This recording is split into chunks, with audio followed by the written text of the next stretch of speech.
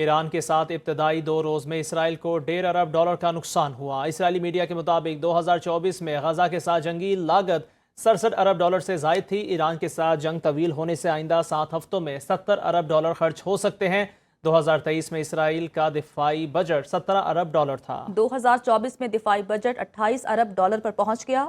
2025 میں دفاعی بجٹ $34 ارب تک پہنچ سکتا ہے۔ اسرائیلی میڈیا کے مطابق اس سال اسرائیل کا بجٹ خسارہ $27.6 ارب پر پہنچ جائے گا۔ چینی صدر شی جن پنگ نے مشرق وسطی میں حالیہ کشیدگی کے تناظر میں 4 اہم اصولی تجاویز پیش کر دیں۔ ترجمان چینی وزارت خارجہ کے مطابق جنگ کسی مسئلے کا حل نہیں، اسرائیل اور ایران کے درمیان فوری جنگ بندی ضروری ہے، معاملات کا سفارتی حل ضروری ہے۔ اقوام متحدہ کی قرارداد اور بین الاقوامی اصولوں کے مطابق مسئلہ حل کیا جائے، زخمیوں، غیر ملکی شہریوں اور امدادی کارکنوں کو تحفظ فراہم کیا جائے۔ صورتحال کو استحکام کی راہ پر لانے کے لیے چین اور روس ثالثی کا کردار ادا کرنے کے لیے تیار ہیں۔ اسرائیلی قیادت کی ایرانی سپریم رہنما آیت اللہ خامنائی کو قتل کی دھمکیاں۔ اسرائیلی ہسپتال پر ایرانی حملے نے اسرائیلی وزیر خارجہ کو حواس باختہ کر دیا۔ نیتن یاہو نے بھی آیت اللہ خامنائی کو ٹارگٹ کرنے کا اشارہ دے دیا۔ ڈونلڈ ٹرمپ پہلے ہی خامنائی کو آسان ہدف قرار دے چکے ہیں۔ دوسری جانب روسی صدر ولادیمیر پوٹن کا قتل کے منصوبے پر ناگواری کا اظہار۔ حزب اللہ نے اسرائیل کو تباہ کن نتائج سے خبردار کر دیا۔ عراقی مذہبی رہنما آیت اللہ سستانی نے اسرائیلی منصوبے کو خطے کی تباہی کا منصوبہ قرار دے دیا۔ ایران 2 ہفتوں میں ایٹمی ہتھیار بنا سکتا ہے۔ ایران کے پاس جوہری ہتھیار بنانے کے لیے درکار تمام وسائل موجود ہیں۔ ایران کو جوہری ہتھیار بنانے کے لیے صرف سپریم لیڈر کی منظوری درکار ہے۔ ایران سے متعلق حملے پر صدر ٹرمپ 2 ہفتوں میں فیصلہ کریں گے۔ Press secretary white house Caroline لیوٹ کی واشنگٹن میں پریس بریفنگ، کہا ایران کے ساتھ امریکی حکام مسلسل رابطے میں ہیں۔ ایران کی طرف سفارتی بات چیت پر آمادگی ظاہر کی گئی ہے۔ 2 ہفتوں کے بعد فوجی کارروائی کرنے یا نہ کرنے کا فیصلہ ہوگا۔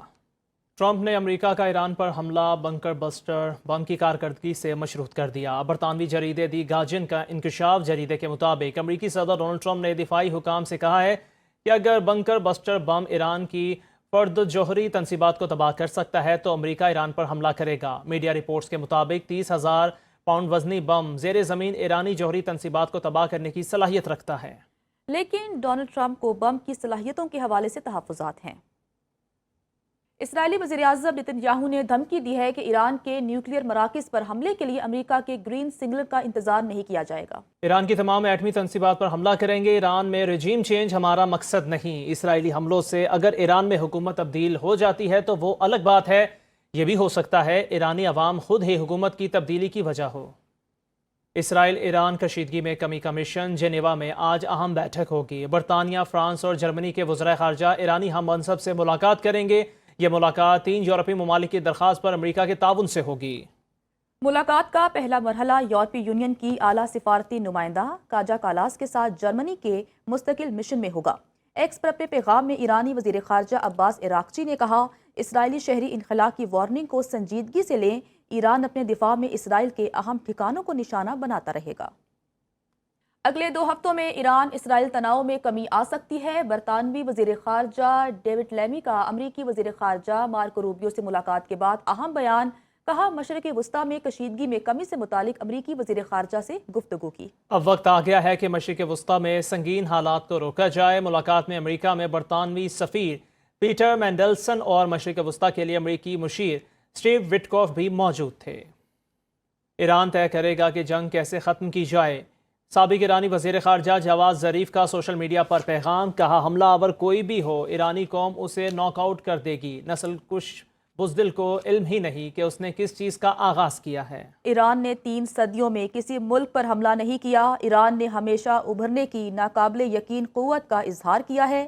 جواد ظریف نے ایکس پر پیغام میں مزید کہا عمارتیں گرائی جا سکتی ہیں، علم کبھی تباہ نہیں کیا جا سکتا۔ 9 کروڑ محب وطن اور مخلص لوگ ہوں تو علم تباہ نہیں کیا جا سکتا۔ ایران نے جنگ شروع نہیں کی، ختم کیسے کرنی ہے فیصلہ ایران کرے گا۔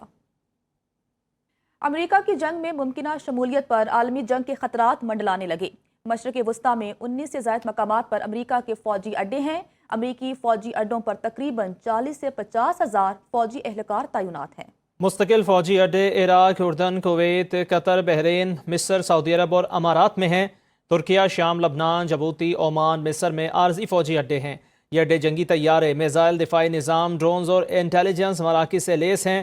ایران اسرائیل کشیدگی کے بعد بعض فوجی اڈوں پر ہائی الرٹ رکھا گیا ہے۔